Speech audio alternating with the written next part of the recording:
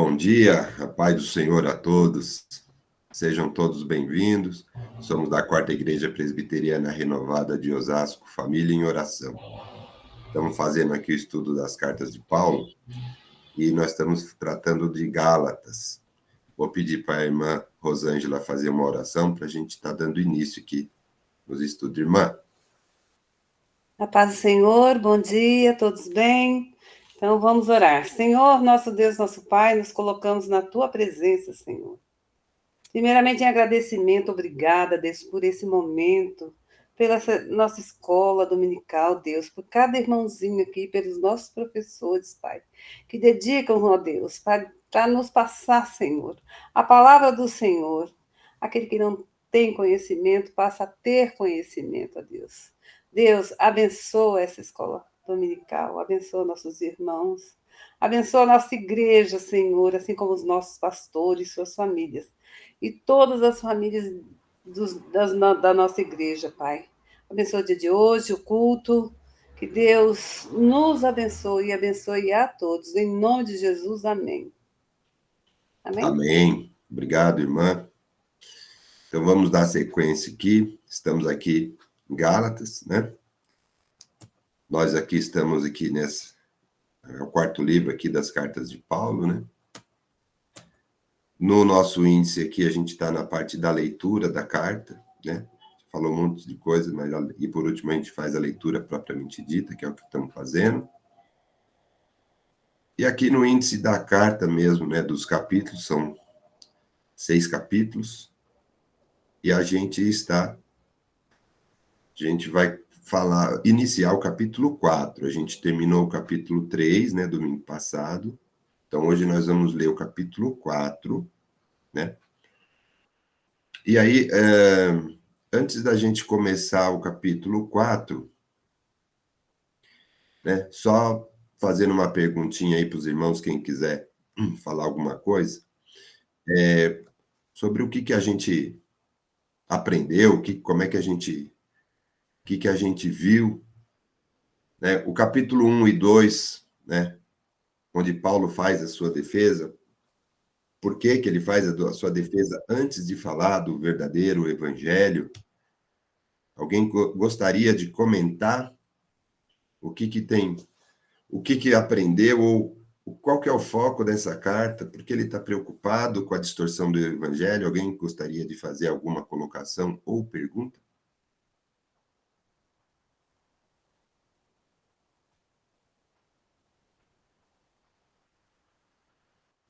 Faça uma fila, né, Marcelino? Ordeiramente, um por de cada vez, né? É verdade, um de cada vez. Um atropelo, né? Bom, então, aqui ninguém se manifestou, vamos aqui dar a sequência, né? Então, no capítulo 1, né, e no capítulo 2, Paulo fez a sua defesa. Por que ele está fazendo a sua defesa? Na verdade, ele está falando quem ele é, o que ele presenciou, porque ele vai falar do verdadeiro evangelho e ele está querendo dizer que ele tem autoridade nisso. Então, ele estava mostrando que ele não veio por parte de homens, e sim, ele recebeu uma revelação direta de Jesus. Então, o evangelho que ele está trazendo é genuíno.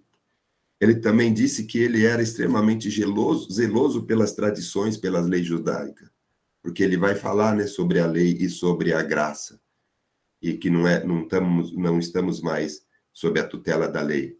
E ele fala, e ele era extremamente zeloso. A gente sabe, ele perseguiu a igreja. Então, ele tem credenciais para falar, porque ele sabe o que está falando. Então, por isso que ele fala muito dele no capítulo 1 e 2. E no capítulo 3 e 4, ele começa a falar do evangelho genuíno. Por quê? Por causa das distorções que os falsos apóstolos estavam levando. Estava levando lá um evangelho mais ou menos, e muito focado ainda na questão das leis e dos rituais judaicos, né? E ele estava querendo mostrar essa nova etapa, a vinda de Jesus como o Cordeiro sacrificado, como Filho de Deus, como foi a promessa realizada por Deus para a salvação da humanidade, tinha acontecido e a partir daqui é uma outra vida, é uma outra forma de pensar focada no espírito e não na carne. E aí, a gente está vendo aqui no capítulo 3, ele começa a falar sobre o verdadeiro evangelho, né? E aí tem esses 4 bloquinhos que a gente leu no domingo passado. A gente viu esses 4 bloquinhos. No primeiro bloquinho, ele fala da experiência dos Gálatas, que eles começaram bem no espírito e foram desviando para a carne. Se deixaram, né, se deixaram levar por outras conversas de falsos apóstolos. Aí ele vem falar sobre a fé. E para falar sobre a fé, a gente falou muito de Abraão, né? Então, e essa fé, essa bênção, essa promessa, que era Cristo Jesus, ele ia chegar não só aos judeus, mas também aos gentios. E é pela fé que o Espírito prometido por Jesus iria estar atuando nas nossas vidas. E aí ele vem de novo falar da lei, né? Que a lei já teve o seu propósito, já teve o seu propósito durante um período, e que agora ela também não podia invalidar a promessa. O que vale é a promessa. Então, existia sim, ele falou para a gente viu aqui, a razão da lei era para apontar o pecado, apontar as transgressões, dirigir a uma vida correta, até que se cumprisse a promessa. Então, foi isso que a gente viu no capítulo 3. E aqui no finalzinho, nos últimos versículos aqui do capítulo 3, vou até enfatizar aqui, ele começa já um assunto que vai ligar no 4 que a gente vai ler agora, né? Então, quando ele fala sobre essa fé em Cristo, que é isso que liberta, essa é a nossa salvação, e aí ele fala que dessa forma, como a salvação é para todos, não pode haver judeu nem grego, nem escravo nem liberto, nem homem nem mulher, porque todos sois um em Cristo. Então, a partir do momento que você tem fé em Cristo, você aceita Cristo, vocês são descendentes de Abraão, herdeiros da promessa. Então, é nesse ponto que ele está enfatizando. E aí ele fala que são herdeiros. E agora, no capítulo 4, a gente vai falar sobre essa questão, herdeiros de Deus, que nós vamos passar de escravos a filhos de Deus. Olha só, então agora a gente vai ler o capítulo 4. Então, só mostrando aqui o índice, né? A gente viu no capítulo 3 esses 4 bloquinhos que a gente acabou de resumir. E agora nós vamos ler o capítulo 4, né? Também são 4 bloquinhos aqui para a gente entender bem. Ele vem primeiro do versículo 1 ao 7, ele vai falar da nossa filiação em Cristo. Ele vai do versículo 8 ao 11, ele vai falar novamente do valor transitório dos ritos judaicos, né? Que esses ritos eles serviam durante um período. Depois do 12 ao 20, nós vamos ver a perplexidade de Paulo, que a gente vai entender essa... Que perplexidade é essa que ele está falando? A gente vai ler, né?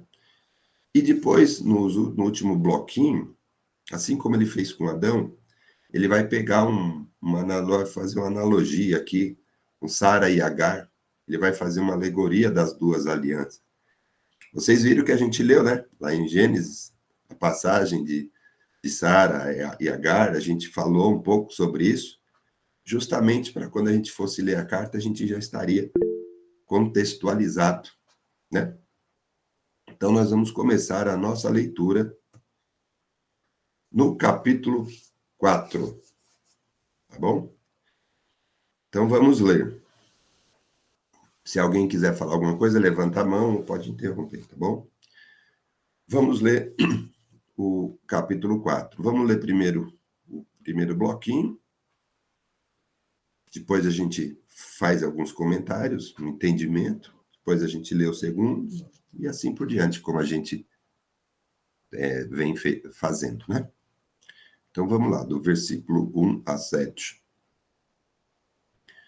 Digo, pois, que, durante o tempo em que o herdeiro é menor, em nada difere de escravo, posto que é ele senhor de tudo, mas está sob tutores e curadores até o tempo determinado pelo Pai.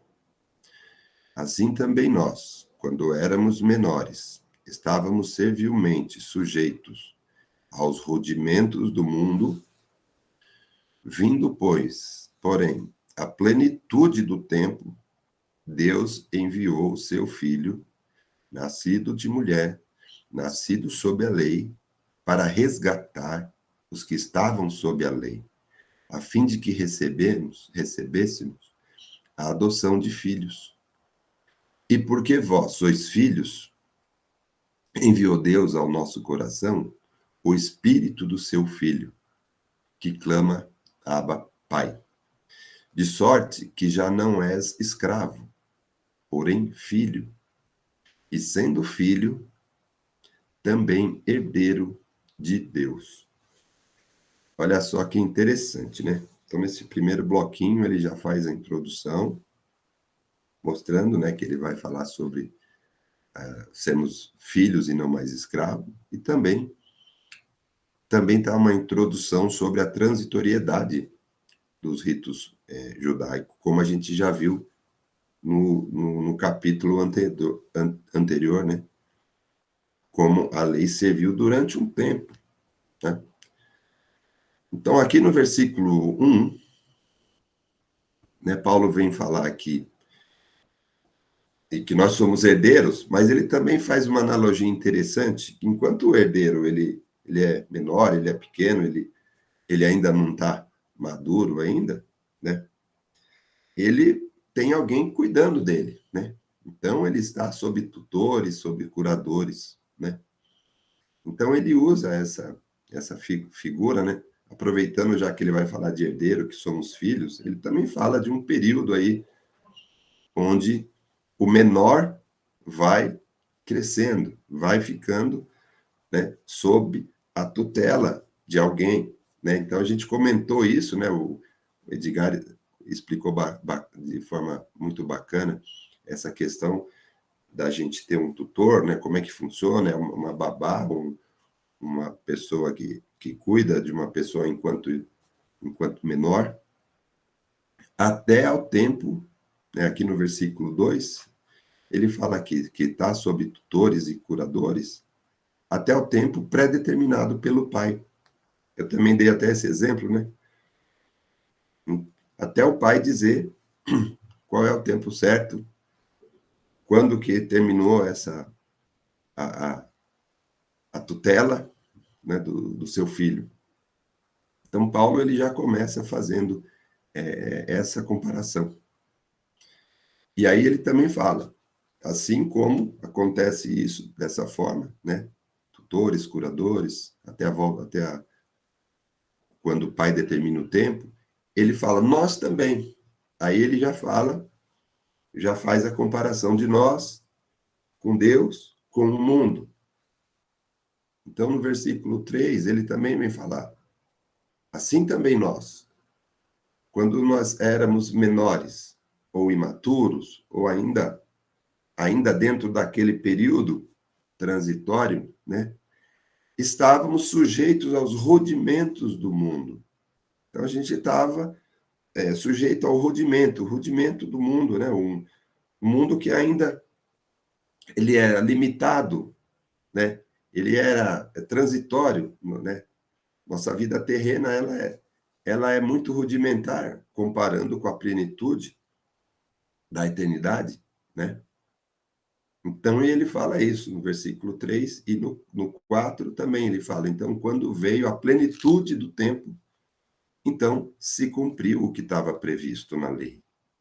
Então, a gente estava sob a tutela da lei, era um rudimento, era uma coisa provisória, montada para um projeto maior, onde o Pai está estabelecendo até quando isso daqui vai, para a hora certa. Que no versículo 4 ele fala assim, a plenitude do tempo. A plenitude do tempo quer dizer que é no tempo certo, que dentro do projeto de Deus, é que ele enviou o seu filho. Edgar? E a gente tem aí, estabelece uma comparação, ele fala até quando ele fala na plenitude do tempo, ele está envolvendo ali o tempo de Deus, o Kairos lá, né? Não o tempo Cronos, que é o nosso tempo, né? Na nossa cabeça a gente tem ali aquele tempo pré-determinado, olha, daqui a tantos dias vou fazer tal coisa com tal, então esse é o nosso tempo, né? E por isso que a gente não entende as coisas de Deus, porque tem o tempo de Deus, né? Esse Kairos, esse tempo, né? O tempo certo para as coisas acontecerem, né? E a gente às vezes não entende muito isso. E ali ele está falando desse tempo em que ele enviou o Filho de, né? Enviou Cristo ali, quer dizer, Cristo estava naquele momento, no tempo certo para isso tudo, né? Se cumpriu as escrituras naquele tempo e tudo, né? Coisas aconteciam no mundo daquela época, né? E que também tudo estava acontecendo e tudo colaborando para que isso fosse, para que aquele momento fosse um momento ideal para que isso acontecesse, né? As estradas romanas estavam completas, interligando todos os lugares, onde todos poderiam sair e levar o evangelho daquela época, né? Então, assim, foi tudo muito exato, né? Muito preciso em relação ao tempo de Deus, né? E não ao nosso tempo, né? Alguém vai perguntar, mas por que naquela época? Por que exatamente com aquele Império Romano? Por que não em outra época? O tempo de Deus nos fala que é diferente do nosso, né? A gente tenta explicações nossas, né? Cronológicas, né? E aí ele fala, né? Da importância disso, né? Essa plenitude dos tempos em que tudo isso aconteceu, né? Amém. E também, né, esse projeto, eu falo de projeto de Deus, né, que vem desde o início, a gente consegue visualizar isso na Bíblia como um todo. Desde quando ele separa um povo, ele marca um povo, ele coloca ali o seu projeto, ele já está falando de tudo que vai acontecer, como é que ele vai preparar um povo, como é que ele vai mostrar o bem e o mal dentro daquele povo, fora daquele povo também ele vai preparando. A gente não vai comentar muito sobre isso, mas tudo que está acontecendo em volta também, do que não é o povo de Deus, também está dentro do projeto, assim como o Edgar falou dos romanos, teve outras civilizações também que foram preparadas, e aquele momento era o momento mais adequado para a vinda, né? Quando a gente começa a ler o que está acontecendo na Bíblia, no Antigo Testamento, a gente vai vendo umas mudanças acontecendo, mas tudo tem um propósito, e lá na frente vai se fechando, vai se entendendo, né, os porquês de algumas coisas. Sim, Então, às vezes, nesse tempo que já estava tudo planejado, Deus enviou seu filho. Então, aqui no versículo 4, inclusive, ele fala assim: nascido de mulher, nascido sob a lei. Nascido de mulher, ele está falando que Jesus se fez homem. Ele veio para cá como um humano igual a nós. E ele também nasceu sob a lei. Né? Não é alguém que chegou de fora, não. Ele nasceu ali dentro da promessa, dentro do povo de Deus, dentro da descendência que Deus havia falado para Abraão. Ele era judeu, ele estava assim, sob sob a lei judaica, para resgatar o que estavam sob a lei, a fim de que recebemos a adoção de filhos. Aí agora ele vai começar a falar sobre isso. Então, e quando Jesus veio, ele veio nos resgatar. É essa mudança que Paulo quer colocar para a gente. E agora nós somos filhos, nós temos acesso direto ao nosso Deus, agora nós somos filhos de Deus. Fala, Edgar. é interessante, né? A gente começar a entender um pouco, quando ele fala ali na plenitude do tempo, né? Nesse Kairos, nesse tempo de Deus, a gente entender não só esse momento em que Cristo veio, né? Que era o momento ideal, era o momento que tudo estava acontecendo e era o momento que daria uma mudança de vida, né? Então a lei era muito, né, observada nesse tempo. Se ele vem depois, muito depois, talvez acontecesse alguma coisa que isso tudo fosse, né, quebrado, a queda do Império Romano, as divisões ali dos países e tudo mais, e aí aquilo tudo não fosse o tempo pleno ali para Cristo ter o seu ministério ali, aquele tempo, né? Então, é o tempo certo. Isso também para a nossa vida, né? Para o nosso tempo também. Entender o tempo de Deus, né? Que é o tempo certo para as coisas acontecerem na sua vida, na minha. Então, assim, às vezes a gente questiona no nosso tempo, no nosso cronos, né? Puxa, mas eu já estou com tanta tal idade, por que isso não aconteceu ainda? Não é o tempo certo, né? O tempo de Deus talvez seja mais para frente, no seu cronológico já passou, mas para Deus não, né? Então ele citou ali de uma forma clara, né? Como referencial de Cristo ter chegado naquele momento, né? Debaixo da lei ainda, né? Ainda na lei ainda, em que o povo ainda estava vigente a lei, então eles conseguiram entender que ele veio na lei para mostrar a nova aliança, né? É bem interessante, né? A comparação dele. Né? Muito, muito boa. E aí ele vem falar, então nós somos filhos, né? E por ser filho, aí nesse versículo 6, eu até queria chamar a atenção, importante, quando ele fala que Deus enviou ao nosso coração o Espírito do seu Filho, que clama Abba Pai. Então, a gente vem entender também, Cristo ele veio romper um modo, uma era, uma época, a gente fala, rasgou o véu, né? Todo aquele procedimento, aquela forma de chegarmos a Deus, aqueles rituais, agora acabou. Ele rompeu o véu, e ele tem agora, como filho, ele diz que também somos filhos de Deus e que ele deixaria o Espírito Santo dele conosco. E realmente isso acontece para quem tem fé, quem acredita, ele vê sim a manifestação do Espírito Santo, onde a gente tem agora uma vida diferente, uma forma diferente de entender todo o projeto. E esse Espírito que ele fala, que clama Abba Pai, a gente fala muito sobre isso também, né? Abba, quer dizer Pai, quando Jesus chama Deus de Pai, e nós também devemos, e através do Espírito Santo em nossas vidas, nós temos isso, nós somos filhos de Deus. Então, isso daqui é uma coisa muito, muito importante que Paulo frisa. E aí ele fala aqui, de sorte que já não é mais escravo, e sim filho. Quando ele fala de não é escravo, ele quer dizer, não aquele escravo que foi libertado do Egito, não é isso. Ele fala escravo daquele tipo de vida, aquilo que a lei sujeitava, para que todos ficassem ali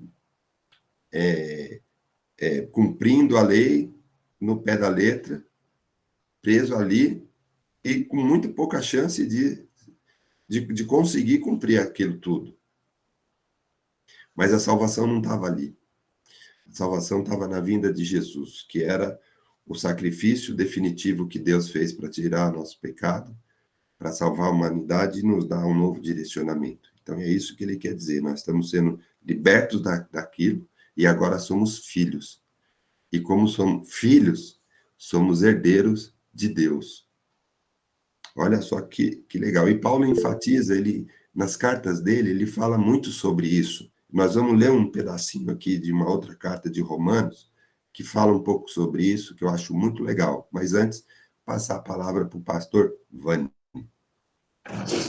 Só uma colocaçãozinha rápida aí, fala de, né, que você está falando, que nós somos filhos, nós não vivemos mais sob a lei, né, que nós temos direto acesso a Deus, e muitas pessoas usam esse texto, usam isso, para falar assim, eu posso fazer o que eu quiser, eu faço o que eu quero e pronto, o que importa é a graça de Deus, Deus vai me perdoar, Deus vai fazer a obra na minha vida, independente do que eu esteja fazendo, o importante é eu estar lá na igreja louvando a Deus e o que eu faço fora não importa. E não é isso, né? Não é isso que está falando, né? Está falando que você tem um acesso direto, que você não depende exclusivamente daquilo para a sua salvação, para a sua vida. Você depende sim de ter Jesus como foco da sua vida, de ter Jesus como uma ligação direta com Deus. E muitas vezes isso está sendo meio deturpado, né? falando que você pode vir e ficar do jeito que você está, que não tem problema nenhum. Fica aí, ó, não tem problema. E nós vemos hoje muitas igrejas, muitos lugares assim, né? Não, vem, Deus te aceita do jeito que você é. Aceita sim, é lógico que Jesus aceita. Ele não aceita o seu pecado, ele não aceita os seus erros. Ele perdoa os seus erros para que você não os cometa mais. Amém. Importante isso que o pastor Ivani colocou, porque a gente vai falar mais sobre isso mesmo, para que não haja um entendimento dessa forma, de que, então, eu não preciso mais seguir a lei, né? E eu vou, então, acreditando e tendo fé em Jesus é suficiente. Não. A gente vai ver aqui, Paulo vai dar umas dicas, nós vamos ler alguns trechos, a gente já falou isso em alguns domingos anteriores também. Então não preciso seguir a lei? Não, diferente. Inclusive, nós vamos dar exemplos aqui que são duas coisas diferentes. Nós vamos falar sobre isso também. Vani, queria falar alguma coisa? Sim, é que então, o pastor estava falando, Paulo já dizia que todas as coisas lhe convêm, mas nem todas, né, ele vai praticar, porque se a gente não tiver uma sabedoria, um discernimento, saber, não, eu não vou fazer isso, porque vai desagradar a Deus, então a gente quer agradar a Deus, e não agradar os homens. E muita da gente hoje em dia está o quê? Querendo crescer, ter um status, e deixando as coisas para trás, né? Interessante também, antes de passar a palavra para a irmã Rosângela, quando a gente for estudar a carta de Tiago fala muito sobre isso também, que fé, quando você crê, quando você tem a sua fé e você fala que vai seguir Jesus, mas se você não faz, você não tem uma vida coerente, que fé é essa, né? Como é que você vai ter uma vida incompatível com o ensinamento de Jesus? Então você não está realmente crendo no que ele é e no que ele nos ensinou, né? Irmã Rosângela quer falar alguma coisa? Eu gostaria. Eu penso que seja assim. Olha o que eu era antes e o que eu sou hoje. Deus vem do jeito que você vier. Venha para Deus. E Ele vai nos moldando. O Espírito Santo de Deus vai falando conosco e a gente vai mudando conforme o conhecimento, as orações, né? Eu penso assim, que Ele nos molda. Sim. A gente pode vir do jeito que for, bem recebido, tudo, mas muitas vezes a gente nem aprova o jeito que a pessoa mas Deus muda, o Espírito Santo de Deus muda, né? Isso, exatamente. Porque ele fala, vem do jeito que você está, do jeito que você é, para você falar, pô, não posso, como eu sou pecador, eu não posso seguir Jesus, não, pode, vem do jeito que você está, e venha seguir Jesus, que você vai, é isso que você falou. Quando você vem, aí você vai se moldando, aprendendo e melhorando, né? Então, quando Jesus, nós vamos até falar aqui também sobre a mulher lá do poço, né? Quando ela veio até Jesus e não podia, uma samaritana estar ali falando com Jesus, enfim. Mas Jesus mostra para a gente, sim, que a gente tem que acolher, mas quando ela vai embora e que ela já conheceu, já sabe qual que é a água que ela tem que tomar, água viva, e ela entende que ela vai, mas não vai pecar mais. Agora que ela já entendeu, agora que ela já aceitou, ela vai ter uma vida diferente. É isso que você falou, ela vai entendendo e modificando. Então, assim, venha do jeito que você está, mas não permaneça no pecado, porque senão você não entendeu, tá bom? A Vani queria complementar, depois de Edgar. Então, porque Jesus mesmo falava, né, tipo assim, negue-se a si mesmo e me siga. Porque se a gente for seguir Jesus com todo o nosso eu, com toda a nossa intemperância, até Jesus vai desagradar a gente. Porque aqui tá, vai do jeito que vai, mas não vai ser, tem que ser deixado se transformar. Vamos supor, eu roubava, não rouba mais, eu faço isso, não faço mais, porque agora eu tenho. Eu tenho o quê? Eu tenho aquele que vai me dar a vida eterna, né? Se eu não estiver junto, fazer as vontades do Pai, porque as minhas vai sempre me levar para o buraco, vamos dizer. E a dele não, é boa, perfeita e agradável. Então, se a gente não se negar deixar tudo na mão do Senhor, realmente, a gente não vai ter aquela vida e depois vai querer culpar o Senhor, falar, ele prometeu, e não é isso. Se eu não deixar ser transformada, eu não vou poder conseguir Jesus, porque eu vou querer seguir a minha vontade, o meu eu.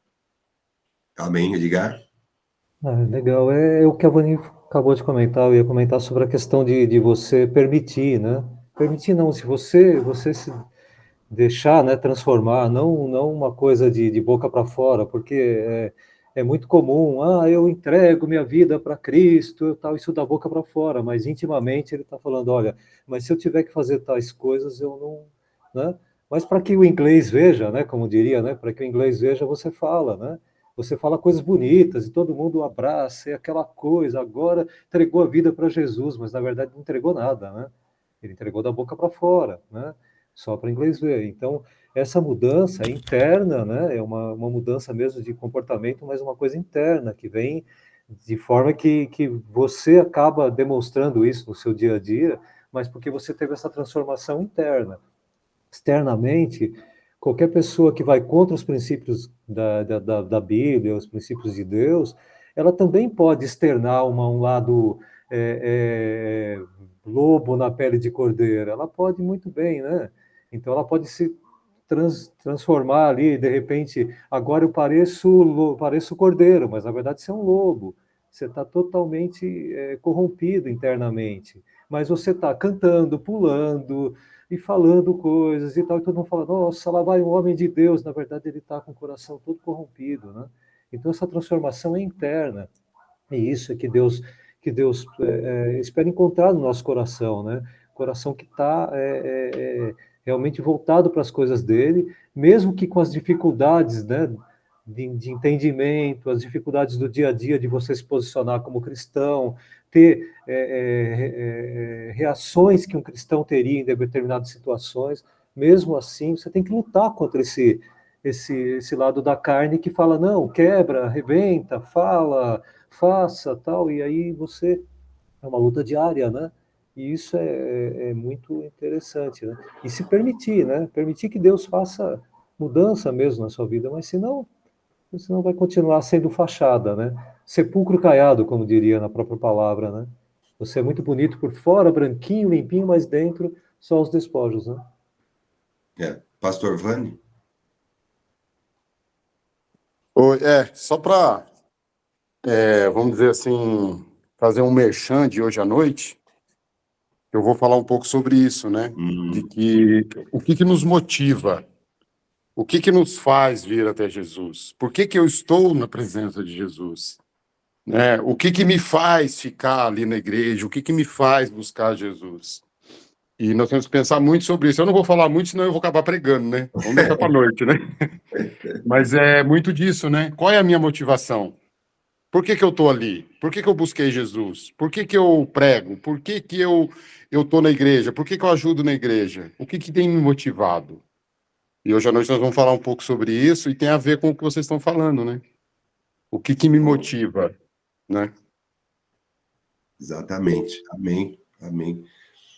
E aí, eu queria ler aqui um trecho de Romanos 8, do versículo 12 ao 17, se vocês quiserem abrir suas Bíblias em Romanos 8, do 12 ao 17, porque, como eu falei, né, Paulo ele enfatiza essa questão de sermos filho, sermos herdeiros.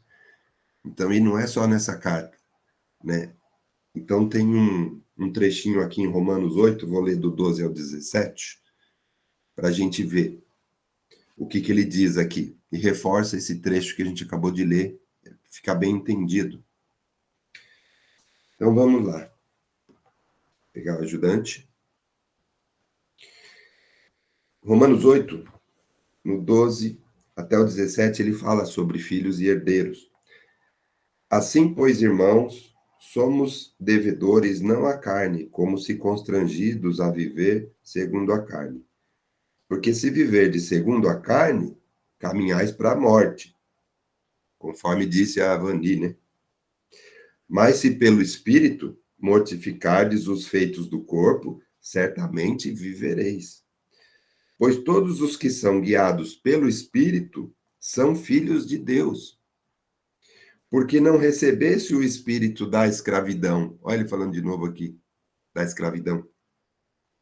Para viverdes outra vez atemorizados, mas recebeste o espírito de adoção, baseado no qual clamamos, Abba, Pai. O próprio Espírito testifica com o nosso espírito que somos filhos de Deus. Vou ler de novo, 16. O próprio Espírito testifica com o nosso espírito que somos filhos de Deus. Ora, se somos filhos, somos também herdeiros, herdeiro de Deus e co-herdeiros com Cristo. Se com ele sofremos, também com ele seremos glorificados. Olha só que trecho bonito aqui de Romanos que a gente leu, a gente já estudou, mas é bom a gente dar uma reforçada para a gente fechar bem o entendimento desse bloquinho, onde ele fala de herdeiros, que agora nós somos filhos de Deus. E agora, a gente vai falar do próximo bloquinho aqui, que é o valor transitório dos ritos judaicos. Desculpa, garganta. Vamos ler do 8 até o 11, e depois a gente vai fazer também mais algumas leituras adicionais para ficar bem claro o que Paulo está querendo dizer com isso. Então, do 8 ao 11. Outrora, porém, não conhecendo a Deus, servíeis a deuses que por natureza não o são.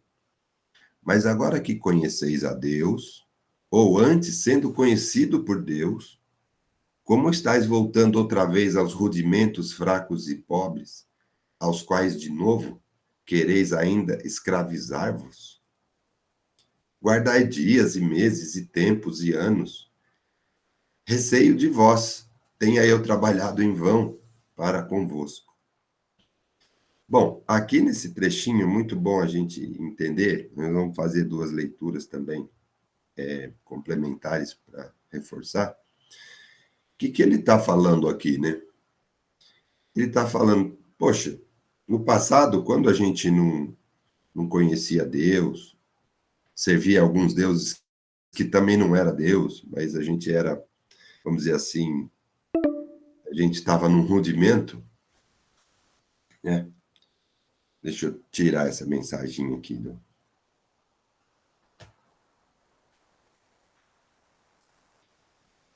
A mensaginha que aparece do tempo aí. Então, quando você já estava naquela época, não conhecia Deus. Mas agora ele fala, e agora, conhecendo Deus? E mais até, Deus conhecendo vocês. Como é que você vai, depois disso, depois de entender, depois de conhecer, como é que você vai voltar para trás? Em Porangaba a gente diz isso, o pessoal fala, como é que vai voltar para trás? Como é que você vai voltar aos rudimentos fracos e pobres, que ele já mencionou rudimentos, né, nos versículos anteriores? Quer dizer, uma coisa que é fraca, é temporária, é pobre, como é que você vai voltar nisso conhecendo agora? Conhecendo Jesus, agora que veio, não dá para você voltar para trás. Lembra quando ele estava falando, o que fascinou vocês para estar desviando do verdadeiro evangelho? Como é que vocês estão voltando aí? Não pode. Vai voltar de novo a ser escravo? Então ele está falando aqui o quê? Ele está falando sobre a distorção do evangelho, onde os fariseus, os ortodoxos, os judeus muito religiosos estavam querendo que, para você ter a salvação, você se tornasse um judeu. E não era isso que Paulo estava falando. São duas coisas distintas, senão ele não é para continuar sendo um judeu dentro daquele monte de ritual que estava tendo. Não é, já mudou. E aí ele fala assim, no versículo 10 e 11, eu vou ler de novo, em outras versões, né, da Bíblia, porque às vezes fica um pouquinho mais claro para a gente entender. Tá bom? Ó, tá escrito aqui no próprio slide aqui, ó. Tem uma versão, NTLH, fala assim: por que dão tanta importância a certos dias, a meses, algumas estações, alguns anos, né? Em outra, na NVI, fala assim: vocês estão observando dias especiais, meses, ocasiões específicas, anos. O que ele está falando, ele está querendo dizer aqui? Tem coisa que não precisa mais, você tá em alguns rituais aí que não são mais adequados ao que aconteceu, né? Então, como assim, né? Vou dar alguns exemplos. Se alguém tiver algum exemplo, pode dar também, né? E Jesus também explicou para a gente, quando, olha lá, Marcos, ó, a gente vai ler aqui, Marcos 3, do 1 ao 6. O que aconteceu nesse dia? Marcos 3, ó, Jesus deu uma boa dica para a gente no Marcos 3, 1, 16. Ó, vou ler aqui, ó. Marcos 3, do 1 ao 6. Pegando o ajudante? Tá assim, ó. De novo entrou Jesus na sinagoga, e ali estava um homem que tinha a mão ressequida, né? E estavam observando Jesus para ver se o curaria em dia de sábado, a fim de o acusarem. Olha só, hein? Como é forte esse versículo. Vamos prestar atenção, quer ver? E disse Jesus ao homem da mão ressequida: vem para o meio. Então lhes perguntou, Jesus perguntou para o povo, né?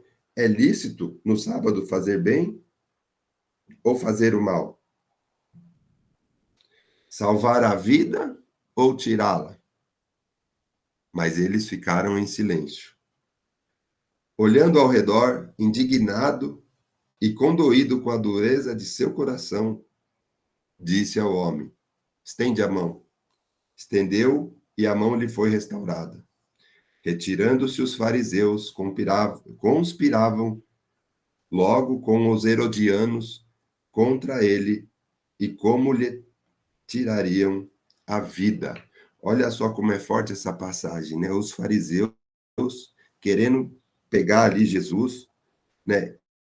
E quiseram ver como é que ele ia fazer sobre essa questão do sábado. Vai curar no sábado? Jesus ensinou aqui um negócio muito importante que tem a ver com isso que a gente está falando. O que é mais importante é a lei, né? Ali você cumpriu um mandamento ali do sábado, ou a vida, né? Jesus usou isso aqui para dar um ensinamento muito forte para a gente que tem a ver com o que Paulo está ensinando aqui. Edgar, quer complementar? Eu acho que mesmo o que acontecia naquela época, hoje ainda tem muitas igrejas ainda adotando princípios judaicos, até judaizando os cultos, né? Judaizando a maneira de adorar a Deus, né?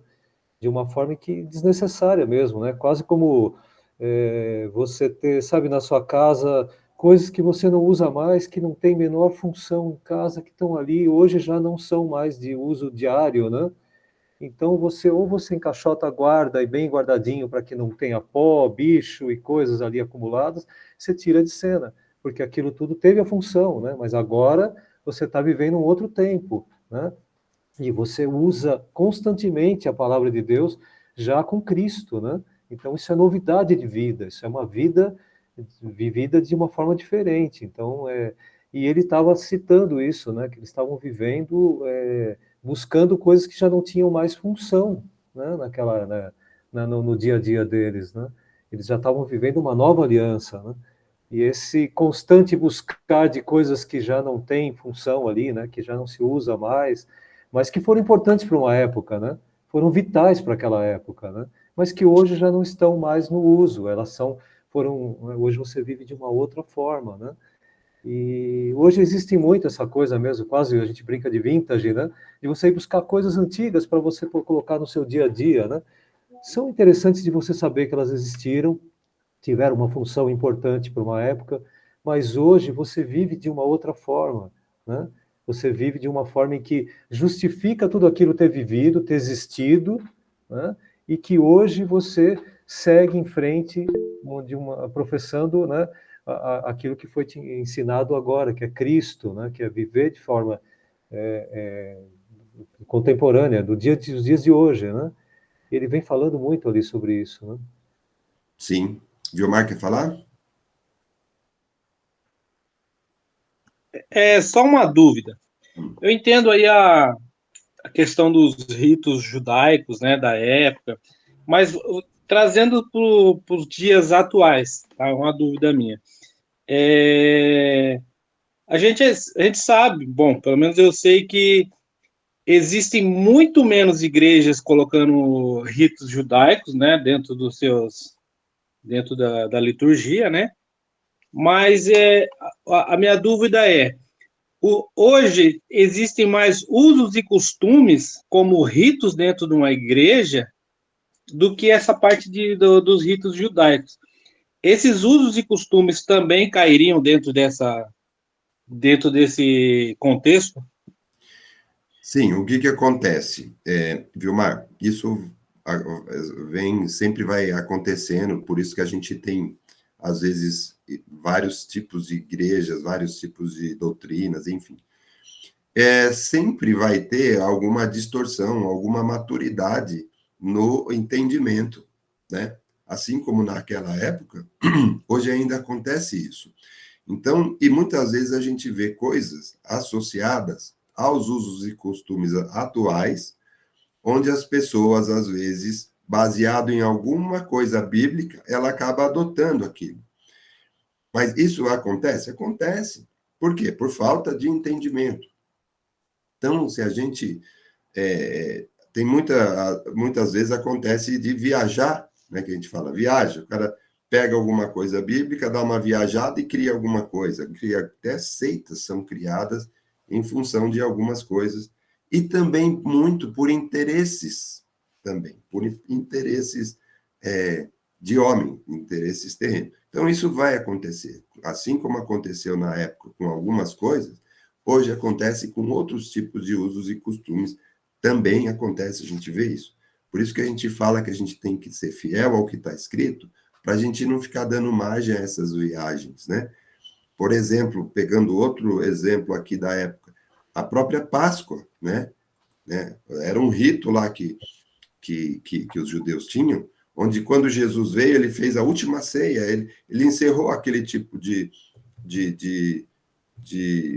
ritual. A nossa Páscoa hoje é Jesus, não tem mais aquilo. Né? Então, tem gente que ainda fica naquela época, mesmo depois que veio Jesus. Né? Então, por exemplo, naquela época se fazia um sacrifício de um animal para você pedir perdão dos seus pecados. Tal. E não é mais assim. Jesus já ensinou como é que você se arrepende de um pecado, como é que você é salvo. Já está tudo ensinado, então você não tem que ficar mais levando aquele tipo de coisa, ou mesmo até aqueles rituais onde o sacerdote, que tinha ele somente acesso a Deus, né? Como é que você tinha aquele tipo de ritual? Não existe mais isso, e não é mais necessário isso. Então, Jesus veio e ensinou isso para a gente, mas tem gente que ainda segue, ainda não entendeu direito. Assim como outros rituais, né? Não sei se eu estou respondendo a sua pergunta, Vilmar, mas que acontece, sim, contemporâneo, em usos e costumes, onde algumas pessoas acabam distorcendo o verdadeiro evangelho e criando essas coisas. 2 minutos, Marcelino. 2 minutos, hein? 1 minuto, hein? É verdade. Bom, no domingo que vem, a gente vai continuar nesse versículo 10, porque ele é muito interessante. Vamos ler mais uma coisa aqui. Pastor Vani, você poderia fazer a oração para encerrar? Antes que a nossa reunião caia aqui no Google Meet? Amém. Vamos orar. Pai amado, agradecemos a Ti, ó Deus, por esses momentos, agradecemos a Ti, ó Pai, pela oportunidade de estarmos aprendendo mais da Tua palavra, Senhor Deus, que possamos estar colocando em prática tudo que aprendemos, ó Pai. Peço a Deus que seja, Senhor Deus, com cada um aqui da nossa igreja, cada membro, cada visitante, cada pessoa, ó Pai, que possamos estar transmitindo a ele a Tua verdade, a Tua palavra, Senhor meu Deus. Peço que seja com o culto dessa noite, traga as pessoas para Te ouvir ainda mais, Senhor Deus. Agradeço por tudo, em nome de Jesus. Amém. Amém, que Deus Amém. abençoe. Obrigado, pessoal. Amém. Deus Até mais abençoe a tarde. todos. Shalom Adonai. Bom almoço para Amém. todos. Boa noite. Obrigado. Amém. Até mais tarde.